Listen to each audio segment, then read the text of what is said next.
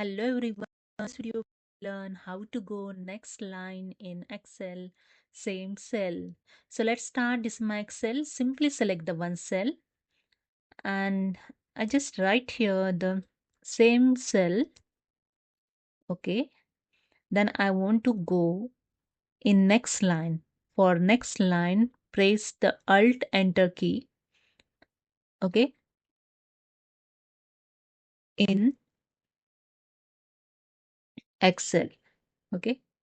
Again, press the Alt Enter key to go next line and just enter anything. Okay. Again, press Alt Enter.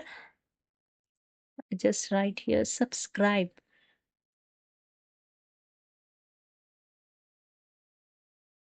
Okay. And after that, just press the Enter key and that's it. Okay. And second way, you just write here full your sentence. Suppose same as I write here, same cell in Excel. Okay.